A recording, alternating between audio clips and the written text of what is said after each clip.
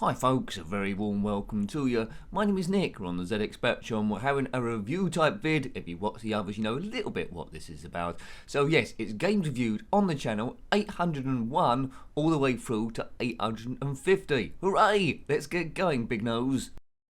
And we start with Human Killing Machine, a rather ambitious fighting game, glorious backgrounds, but it doesn't play particularly well. You have to fight two opponents from different countries, including animals as well, so there's a dog called Shepsky, and a bull as well when you get to Spain.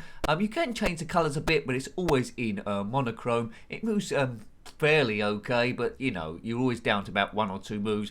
And the enemy strength just keeps going back up again, making it really difficult. I had to play this with a Pokon, dangerous. Ghost Revenge, it's a Pac-Man clone, and not a bad one, but doesn't really stand out. It's got warp gates. The graphic is a little bit big, it's a little bit flickery, but you know, if you wanted Pac-Man back in the day, this would have been it. It is a little bit clever that it does give you levels where you're in the dark. This music does get a bit repetitive after a while though, but you know, they've tried to do a little bit extra with the thing, but essentially it's Pac-Man. Sometimes you're in the dark, so you can't always see the maze, and it's clever in that respect, so kudos there. But it's a Pac-Man clone.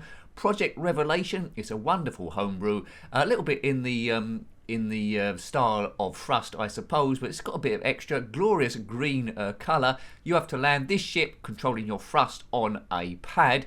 Each level gets more and more tricky to get to as the terrain gets more and more dangerous. It's dangerous landing a rocket of this magnitude, but it's a really good homebrew. It will test your skills as you try and hover and land the thing. There we go, I've landed, and it says yeah every time you do it.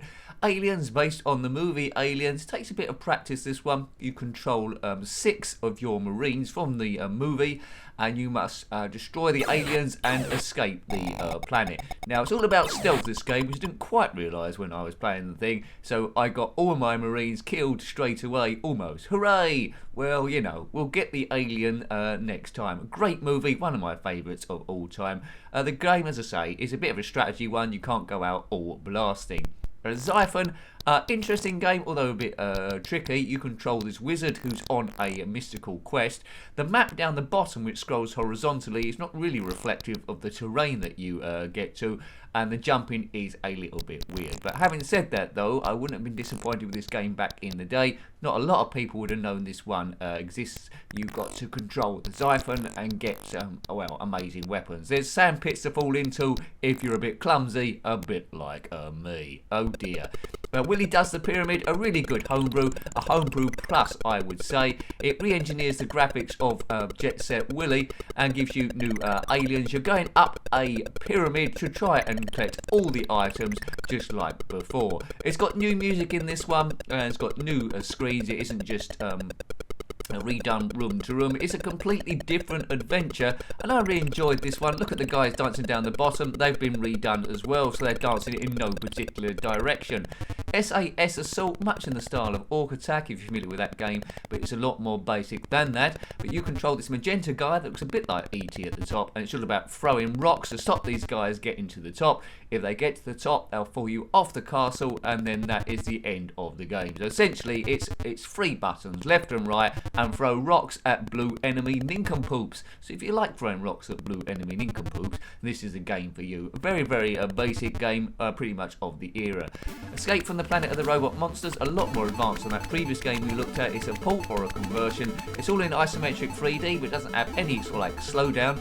The idea of the game is you've penetrated this, well, your own base has been overtaken by enemies, and the doctors have been enslaved to try and make super weapons to destroy the Earth. The cerebellum is the person you need to rescue. She's a doctor. Good music, got really well done, this one. Plays absolutely cool. I love it. Sorcery Island, quite a good homebrew here. Uses red and magenta graphics, so I'm always a fan of that combination. You're on a mission controlling this rather large sprite which I quite like. So collect energy, collect your weapons, and do it. So it's a puzzle platformer. It does take a bit of thinking about on later levels. It's full exploration there. You need a gun to shoot through those yellow blocks and stuff. I quite like this game, but it is quite tricky. It would need a little bit of practice. Assault Course, really good game. Put me in mind of that show The Krypton Factor when they did the Assault Course at the end. But hit the keys or waggle the joystick and hit fire button in time to get over all the obstacles. You've got a certain time limit there that you need to beat. If you beat that time limit, it's on to the next stage. Like all good ZXspectrum games, the colours change in the next level. Really good scrolling. See, it's quite a detailed background, which they didn't need to do, but adds to the style of the game. And I thought this was really cool to play. Jockey Wilson's Darts Compendium, or sometimes called Jockey Wilson's Compendium of Darts. It's a darts game. It's not quite as good as Wacky Darts or 180. It doesn't have as much soul as that one, but it has quite a few mini games to do. This one doesn't tell you what your score is from each throw, which is a little bit weird, but the aiming mechanism is very difficult compared to 180 and Wacky Darts. So I would play them first if you had that available, but it's another darts game, and you say if you like darts, well, worth a go. Knight Hero, quite an interesting homebrew this. You control a chess piece, which is the knight. Glorious music all the way through, and each level you have to collect a chess piece. You can see on the top right there's a rook or castle, if you will. Collect all the pieces from the chessboard and also the board itself, and you get to play a game of chess. Well, in theory, anyway.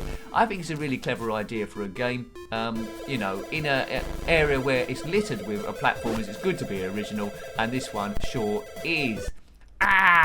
It takes its sorry about that. It takes its influence from Rampage, I believe, but you control either a dragon or this strange Cyclops giant creature, and you must destroy all the cities that you come across to find a golden egg and get to the next stage. You get extra energy by finding stuff in these demolished buildings or eating the people, and at the same time trying to avoid getting hit by that cannon because it will lose you energy. Quite fun game, this one. Interesting graphics as well. Here's the other Jockey Wilson's game, Darts Challenge. It does tell you what your scores are at this one. The aiming mechanism is exactly the same almost as the other Jockey Wilson game, but it's got less mini games to get involved with, so it would have been alright for a little while until someone said, I've got Wacky Darts 180, which is a much better aiming mechanism, and you probably would have done that as well. But the graphics are good. It's got a style, and it's got the Jockey Wilson license. He wasn't a real jockey, of course. He was just way too heavy, as a lot of the darts players were. Ninja Poison, a really cool game, but pretty difficult. Basically, your energy is continuously going down because you've been poisoned. When you get to the main screens after this one, you have to keep finding the vial there. It's up the top, as you can see, which restores your energy. But as soon as you do so, the energy starts going down because the serum is only going to work for a little while, and then you get to the next screen along and got to do the whole thing again. Very difficult. If you lose a life, the energy still continues going down, so a tricky game. HYDRA, it's okay, this game. I prefer it to the Amiga version. It's a port of conversion where you must go through a different states in the United States, solving different missions and blasting the hell out of stuff. It's a bolt, but it feels a little bit like a car. It moves okay. I was a little bit unimpressed, but you know, back in the day I wouldn't have been too disappointed if I'd bought this with my pocket money. Again, it's got different colour stages, which is always super cool. TUTANKHAMUN from the arcades. It's a classic maze game. You control this guy, I suppose he's an explorer. He has to find his way out of Tutankhamun's tombs by finding keys and unlocking red doors. There's sort of like ghoulies or nasties that'll kill you all the time. So you've got to keep on moving. Really scrolls well. A lot different to the Atari 2600 game in that you see more of the map because the guy is a bit smaller. You've got smart bombs to help you every now and again. You've got to use them wisely. And there's a red door down there which I'm trying to get to. DANTERIFFIK, absolutely awesome production qualities on this game. There is a trilogy of these games. Super difficult, but that's balanced by having 50 lives available. It's very addictive, and you're going to get a bit further each time, but boy is it tricky. If you complete any of these games, then you'll be doing really well, but despite that, it still made me want to try it and try it over and over again. With save states now on modern day emulators, it makes this game possible. It's over single screen. There we go. Chambers of Horrors in a completely different era to DANTERIFFIK, of course. It's a series of mini games. The first two you need to get from left to right, and then there's quite a good city bomber sort of clone in the middle there. You have to outrun wolves as well, and there's lots of cool stuff to be had with Chambers of Horrors. If you like this sort of like era of gaming, early 80s, this will really sit well with you. Quite a basic game, well, quite a collection of basic mini games really, but you know, I quite liked it. I like the adventure. Battle Valley, excellent scrolling in this game, of the best ZX Spectrum games I've ever seen, really. The game is a little bit difficult. I found it was a bit flat knowing what to do. It did feel a bit like a demo.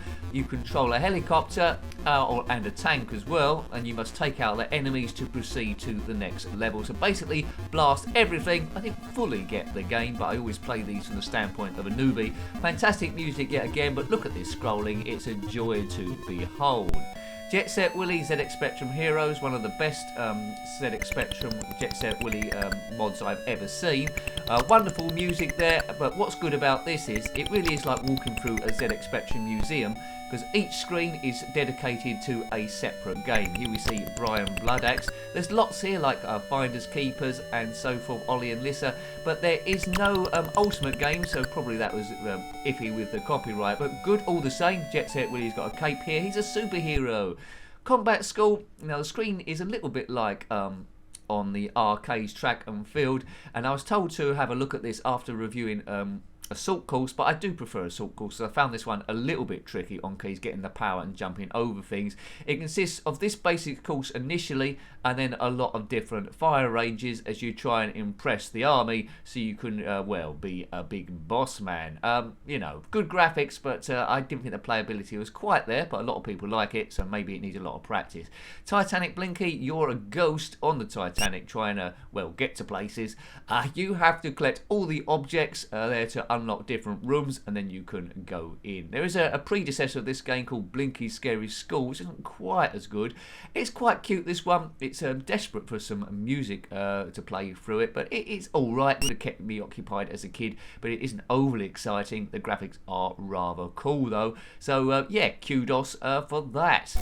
Asteroids RX, the best Asteroids clone on the ZX Spectrum you can get. It's by High-Rise. This isn't the finished version. This was like well, a pre-release version there, so it's probably been updated since this point, but you can change the colours if you want to. It plays just like Asteroids, and I say I think it's really, really good to play. Covered it in a live stream there, but as I say, this might not be the completed finished version. Asteroids RX, not Asteroids, that's a different game. What's going on there? Track and Field, awful conversion by Ocean. This come out 4 years after their Great Daily Thomas Decathlon, and I think that was a little bit embarrassed by this game because it was released only as a part of a compilation rather than a game in its own right. Track and Field is excellent on the Atari 2600. Could have been a lot better here, but it looks like some sort of like afternoon project. The animation on the running isn't too bad, but the guy disappears when he's jumping. It all seems a bit unfinished. Galaxy Warlords, it's based on Galaxians, or at least heavy influenced by that Galaxian game. You control this magenta ship, and you know what to do already, don't you? Shoot all these guys, don't get hit by them.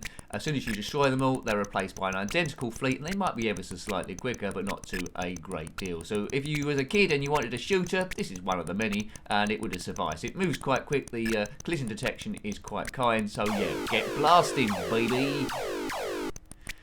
One of the best homebrews that's come out in recent years, Travel Through Time Volume 1 Northern Lights. You start in the 50s and you must progress through this story through the decades, getting different cars and so forth, and prove your mettle in racing. The frame rate is absolutely brilliant, the sound is awesome, the graphics, yeah, absolutely great. I've only reached a certain point of this game, presumably there's going to be a Volume 2. By Zozia Entertainment, and boy do they produce some absolutely fantastic games. Keep an eye on them. Mr. Wong's Loopy Laundry, it's over single stages. You control Mr. Wong. I'm not sure how PC this game would be nowadays, but anyway, you must collect the laundry, drop it down the laundry chute by avoiding all the enemies. They come after you a little bit in the style of Burger Time, I suppose, and I guess that's where it's got its influence from. Instead of making burgers, you've got to collect laundry and drop them down the chute. And why not? For budding people people that want to be laundry professionals, this would be a good place to start. I bet there's millions of those out there. Skull and Crossbones tries to be a little bit like Golden Axe. Fantastic music playing all the way through, but instead of it being in a fantasy place, you are a pirate going forward, and you must rescue the princess who's been captured by some evil wizard for some reason. We don't know the reason. It's 1 or 2 players. This is in 1 player because I was the only person here. Plays a lot better on the ZXspectrum than the Commodore Amiga, in my opinion, and it's a great adventure. Be good to be really good at this one there to get to the end. DANTERIFFIK 2 really builds on the style of the first game there. It's same sort of thing, collect the vial and then the beating heart. It's just as difficult as the first game, so if you completed the first one somehow, or even if you haven't, then go on to this. Again, a cracking soundtrack on the game, really great style to graphics, a lot of care has been taken in this game, and although it will frustrate you, I would say go and play the game because you will get that bit further each time. If you like a challenge, go for it. DANTERIFFIK 2. Blade Alley, a classic back in the day, a bit tough on the old eyeballs, the way it scrolls in magenta and blue. You control this ship going down this alley, a bit like the trench run, I suppose, in Star Wars. Things that come at you will look a bit like TIE fighters, but you know, if you shoot enough UFOs on this one, then you'll get to the second stage, which isn't down an alley, you're just over a planet, but just get as far as you possibly can, shoot all the UFOs, and good luck to you. Good graphics, good movement on this. I like the shadow under the ship as well. Go Bear Go, this came out as a cover tape. It's a Pengo clone, but it plays really good there. There'll be another one a bit later on we looked at called Eskimo Eddie. This one plays so much better than that.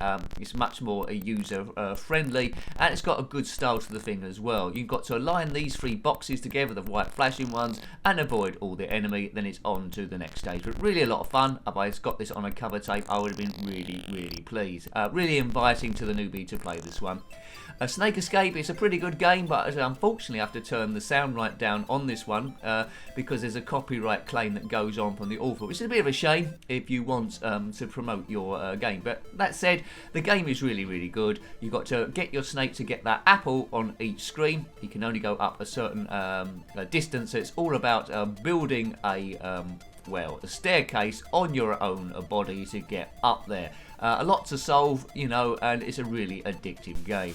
Rex, you control a rhino who's a bit upset that humans are mining his planet. He's had enough of it and he's coming to blast them all. Really good detail on the graphics despite the size of the sprites. Gets lots of character in there.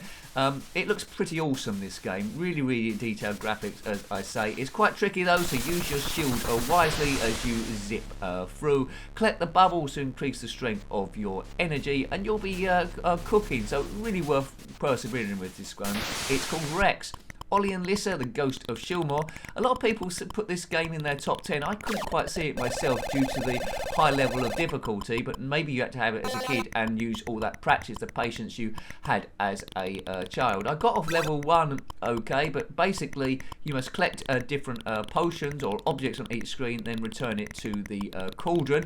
Collision detection I thought wasn't very friendly there, so there we go. OLLI and Lissa, the Ghost of Shilmore Castle.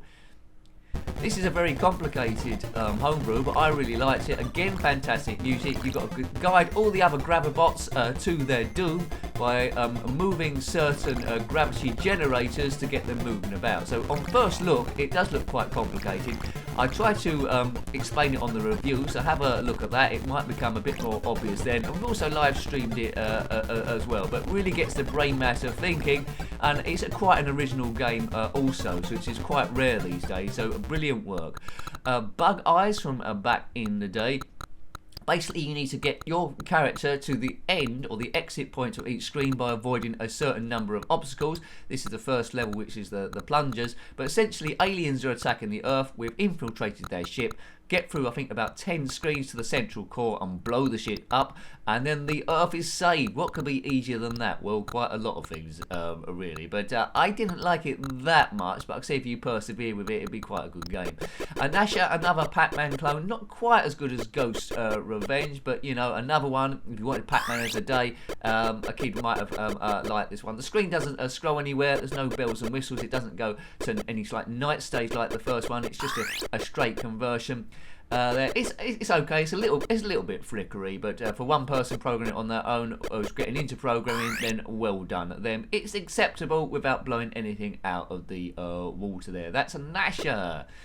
DANTERIFFIK 3, the third in the DANTERIFFIK trilogy. This time it works a little bit different. It's not over single screens. It's full exploration. Just try and get as far as you possibly can by avoiding all the nasties, but just as difficult as the other two, if not more so. Listen to this music. They're really up the ante here. Hopefully there'll be a DANTERIFFIK 4 or at least some more stuff by Tokusoft, who made this fantastic, awesome trilogy of games. Even being difficult, I still absolutely love them. Darius Plus, influenced by the arcade game Darius. A bit tricky this game because what lets it down is the ship is maybe a bit too big to get round the scenery, and so there's not much room to work with, so I spend a lot of time dying. But with a poke on, it was good seeing the end level bosses like huge octopuses and huge squids as well, getting to them. It's just that my skill level isn't quite there. Lots of power-ups in the game to try and make it a little bit easier. Maybe it's worth going back to, but it sure would have looked nice from screenshots, but very difficult. BLINKY'S Scary School, not as good as TITANIC Blinky there, which was the sequel, so that's fair enough. But you're again in this like castle school type place, and you collect various objects and bung them in certain areas. It feels a little flat to me, although the graphics are cute, but what lets it down is the floatiness when the character jumps up and lands on stuff. He don't necessarily stop on a dime, and that was corrected in the sequel there. So out of the two, play TITANIC Blinky rather than this one. Manic Panic, another good, clever Manic Miner mod. I'm playing this one on trainer mode, but there is a lot of different levels for extra enemies there. Starts off fairly easy, but what's different is here, you don't die immediately when you hit an enemy or have a big fall. You lose energy rather than that. So it's an energy bar rather than ultimate death, and I think that's the first Manic Miner game to do that. So if you find Manic Miner a little bit tough, then have a go on this one. All new levels there for you, and a really cool mod. Mega Apocalypse, I didn't quite know what was going on this one, but it makes you a little bit dizzy. It's a shooter, it's a little bit different, but using your ship, avoid all these meteors and stuff, collect power-ups when you can do. The levels are quite short, so it is all about survival, and then the graphics change to a different colour from stage to stage. Great music to listen to, but not overly friendly to play. You might want to poke for infinite lives on this one, but it does get old quite quick, but I can't deny it's been programmed really, really well. Soldier of Fortune, much in the style of Ghost and Goblins, with extra colours, I suppose. You control this guy called Sarnak. He's on a quest to find 6 pieces of the Zodiac Power card, or whatever it is. And it's an exploration game. It's a rather cool exploration game. I didn't know about this this game back in the day, but if I had, I would have played it for quite some time, trying to work out what to do. A little bit of colour clash there, but yeah. Avoid all the booby traps, rescue these guys around the place. There's a Zodiac card up there. Pillars, based heavily on columns from the arcade. I'm told this version is heavily influenced by the Master System version of columns or pillars, but the music is brilliant. It's very, very similar to the Mega Drive one, but less beefed up. It does really well. It's using the 128K AY chip, obviously, but it's really good to beat stress this game. The closest to it is Colorist, which is a lot more basic than this one, so go for Pillars. Nice homebrew. Jason's Gem, a good, clever game from back in the day. It's quite basic.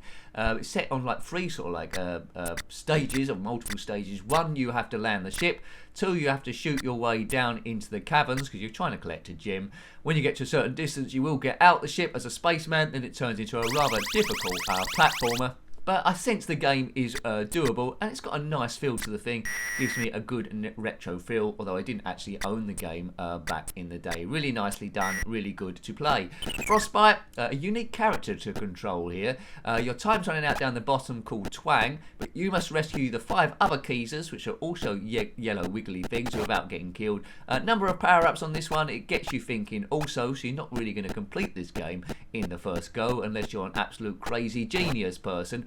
But yes, really nice done. It's got a unique feel to it, and I can recommend Frostbite. I'm not quite sure what's going on with the artwork of the box, but anyway, it's quite good nonetheless. Globus, this is a Pac-Man variant, a homebrew, and I find it quite difficult there. You've got to keep getting bombs as well before they blow up, but it's all about getting liquid from one portal on the left hand side to the right hand side. As soon as you've got 3, you've done it. But if you can trick these ghosts to go in a certain direction, you're fine. But I found the thing a little bit too difficult. Other people commented on the video saying that they found it okay, so maybe practice makes perfect on this one. But I would rather play the original Pac-Man. Eskimo Eddie, not as good as Go Bear Go, another Pengo clone. And what Ocean tended to do, they did it with Mr. Wimpy as well, they put a rather annoying minigame at the start of the proceedings to make it a bit harder to get to. But pushing the blocks isn't as intuitive as Go Bear Go. It takes you some time and it leaves you vulnerable to getting hit by the enemy. It's not a game I would have gone back to a great deal. First ruined by the minigame, although there is a poke you can use to get past it, but it just doesn't feel nice to play at all. It looks okay, don't feel nice. Sports Hero, yeah, you've got to compare these with Daily Thompson Decathlon and Hyper Sports. There isn't a great deal of sports here to get your teeth into. It's better than Track and Field, that has to be said. It's by Melbourne House, but it doesn't feel quite finished to me. It looks like it could be a lot better than it actually was. You start quite basic, you've got to progress to the Olympics, getting better and better times there. But yeah, it's okay, but if you put it alongside Daily Thompson Decathlon and Hyper Sports, it falls by quite a long distance. So there we go. So that was zxspectrum games reviewed on the channel, 801 to 850. So if you're seeing those games that you like, then track down the original review, give it some love or show some comments on it as well. So slowly getting our way to 1000 zxspectrum games. That's going to be rather cool. So thank you for watching these, if you're watching them in a row or individually. Until next time, take great care of yourself and are very fond. Goodbye. Goodbye.